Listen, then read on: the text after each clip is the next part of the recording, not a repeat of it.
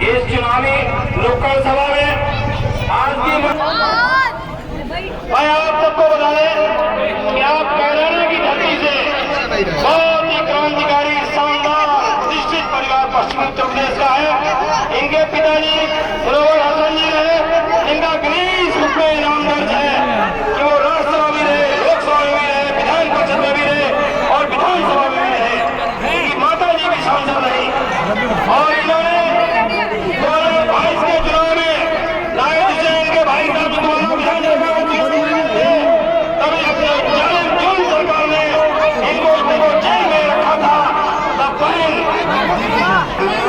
लोकसभा से समाजवादी पार्टी के प्रत्याशी जिससे दिल्ली में इंडिया कानून की सरकार बने और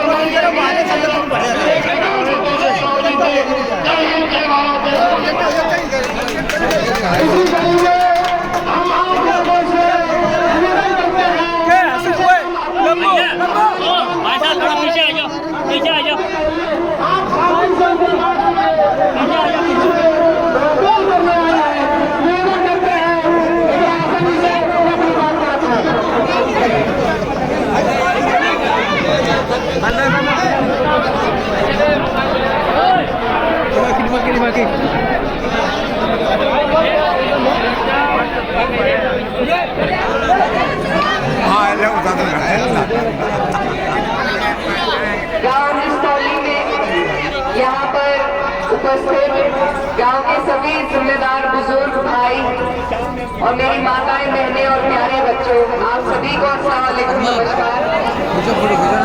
आज इस सुंदर कार्यक्रम में हमारे समाजवादी पार्टी के जो इस क्षेत्र के जितने भी जिम्मेदार कार्यकर्ता हैं उनका भी धन्यवाद देना चाहती हूँ। इस सभा की सरपरस्ती कर रहे हाजी जी हमीद खान साहब, जोनल सेक्टर प्रभारी श्याम सिंह जी, सेक्टर प्रभारी शमशेर खान जी, सेक्टर प्रवेशक जरीर खान, मुशीर खान साहब, बूथ प्रभारी कईमुद्दीन खान,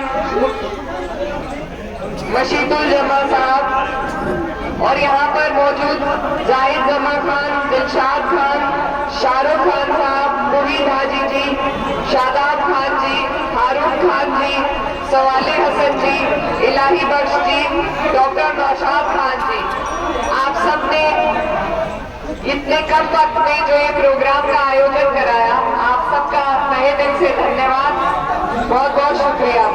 मेरी गुजारिश है कि मंच के पीछे जितने भी लोग हैं थोड़ी व्यवस्था और शांति बना ले। आज आपके बीच में हम जिस मकसद से आए हैं, आपको मालूम है पूरे देश में लोकसभा का चुनाव चल रहा है और ये चुनाव कितना महत्वपूर्ण है, कितना जरूरी है, इससे भी आप वाकिफ हैं। ये देश की सबसे बड़ी पंचायत का चुनाव है जहां आपके और हमारे लिए कानून बनाए जाते हैं। अगर इस पंचायत में हम अपने पक्ष की, अपने हक की बात करने वाले लोगों को नहीं भेजेंगे तो वहां पर सारे फैसले हमारे खिलाफ ही होंगे। भाई साहब 2 मिनट का टाइम दे दीजिए। क्या हम अपने पक्ष की बात करने वालों को नहीं भेजेंगे तो हमारे विरुद्ध ही सारे फैसले किए जाएंगे जिनसे आपको और हमें नुकसान हो।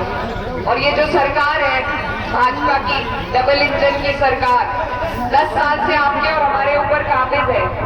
इस सरकार ने जितने फैसले लिए हैं उसमें आपके बारे में न सोचा गया है और न आगे सोचने वाली है। इनके इरादे आपके और हमारे लिए सही नहीं है और ये बात जानते हुए अगर हमने चूक कर दी तो हमें फिर 5 साल के बाद पछतावा बहुत होगा। तो आज हमारे हाथ में वोट का अधिकार है, कल ये पता नहीं हमसे कितने अधिकार छीन लेंगे। कैसे कैसे कानून बनाकर आपको और हमें पीछे करने के इनका इरादा है। तो ये इरादे आप और हम अच्छी तरीके से जानते हैं और उस जानकारी के साथ उन बातों को याद रखते हुए ही हमें वोट करना है। आपके यहाँ से कन्नौज से हमारे पार्टी के राष्ट्रीय अध्यक्ष अखिलेश यादव जी चुनाव लड़ रहे हैं। आप लोगों की खुशकिस्मती है कि आपको ऐसे जनप्रतिनिधि मिलने जा रहे हैं जो पूरे प्रदेश में, देश में पिछड़ों की, दलितों की, अल्पसंख्यकों की और जितने भी दबे कुचले लोग हैं सबकी आवाज बनने का काम कर रहे हैं। अगर हम ऐसे लोगों को मजबूती नहीं देंगे तो कल को आपके और हमारे लिए लड़ने के लिए कोई खड़ा नहीं होगा। ये जो सरकार है, जिस तरीके से ये आपकी हमारी आवाज को उठाने वाले लोगों को धीरे धीरे किसी को ईडी भेजकर, किसी पर सीबीआई भेजकर, किसी पर झूठे मुकदमे लगाकर, किसी को आर्थिक रूप से कमजोर कर ये सब आवाजों को दबाना चाह रही है। तो आज कुछ लोग हैं जो साहस कर रहे हैं इस सरकार का सामना करने का। अगर उनके हाथों को हमने मजबूत नहीं किया तो कल को हमें कोई नहीं मिलेगा जो आपकी और हमारी बात रख सके। तो ये बहुत बड़ा चुनाव है, इसके अलग समीकरण है। ये प्रधानी का चुनाव नहीं है, न जिला पंचायती का है। तो इसमें जो भी अपनी आपसी पार्टीबाजी हमारी होती है उसे भुलाकर हमें सबको इकट्ठे आने की जरूरत है। बड़ा चुनाव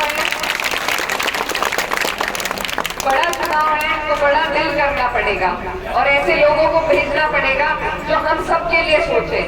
इस सरकार ने न किसानों के हित के लिए कुछ किया है, न मछली छीनने का काम कर दिया। तो ये ऐसे लोग हैं, ये सिर्फ पूंजीपतियों की इन्होंने जेबें भरी है।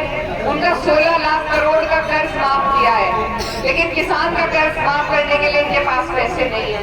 तो इनकी नीयत में खोट है और इनकी नीयत आज आप सबके सामने है। अगर फिर भी इनकी सरकार बनती है तो गलती इनकी नहीं, फिर हमारी गलती है। हकीकत तो इसलिए आपके बीच आई हूँ। मैं 600 किलोमीटर दूर से कैराना लोकसभा से चलकर आपके बीच आई हूँ। मैंने वहाँ से सपा के उम्मीदवार के तौर पर चुनाव लड़ा है और आपको बताना चाहती हूँ कि ऊपर वाले ने चाहा तो इंशाल्लाह हम पश्चिम से भाजपा का सुपड़ा साफ कर रहे हैं। आगे की जिम्मेदारी आपको सबको संभालनी है और मुझे उम्मीद है कि जितने जोश और जज्बे के साथ आप लोग यहाँ मौजूद हैं, इसी तरीके से आप इस जिम्मेदारी को संभालेंगे, इस चुनाव को लड़ाएंगे। ये बड़ा चुनाव है और क्षेत्र भी बहुत बड़ा है। तो बाद में यहाँ तक कोई और आ पाए या ना आ पाए, आपको कोई इंतजार नहीं देखना है। और एक और बात है कि चुनाव को हल्के में नहीं लेना है। हमारे राष्ट्रीय अध्यक्ष जी जरूर लड़ रहे हैं, लेकिन हमें अपनी मेहनत में कमी नहीं रखनी है, क्योंकि जिस पार्टी से हम लड़ रहे हैं वो सत्ता की पार्टी है। अभी संभल में परसों चुनाव था तो उन्होंने लाठीचार्ज करवाया, लोगों को डराया, धमकाया, बूथ तक नहीं पहुंचने दिया। तो ये हर हथकंडे आजमाएंगे। इसलिए आपको और हमें अपनी मजबूती रखनी है, अपने इरादे मजबूत रखने हैं और आपका जो वोट का अधिकार है उससे आपको कोई नहीं रोक सकता। तो आप लोग बूथ की मजबूती रखें और बूथ से ज्यादा जो लोग बाहर रहेंगे, जो वोटों को निकालने का काम करेंगे, वो भी मजबूत होने चाहिए। तो आप सबसे मेरी अपील है कि चुनाव को गंभीरता से ले और सबसे ज्यादा ध्यान वोट परसेंटेज को बढ़ाने पर लगाएं, क्योंकि जब हमारा बूथ मजबूत नहीं होगा तो चुनाव भी मजबूत नहीं होगा। तो आप सबसे अपील है कि आने वाली 13 तारीख है, साइकिल का निशान है। अपने आने वाले मुस्तकबिल के लिए, इस देश के संविधान के लिए, इस देश के लोकतंत्र के लिए और इस देश में भाईचारा बनाने के लिए आपको वोट देना है। साइकिल के निशान पर अखिलेश यादव जी को भारी मतों से और अंत में अपनी बात खत्म करते हुए कहना चाहती हूँ कि आपको दवा भी करनी है और दुआ भी करनी है। हमारे लिए भी, हमारी सीट के लिए भी दुआ कीजिएगा और पूरे देश में सरकार बनाने के लिए आप सबका बहुत बहुत शुक्रिया।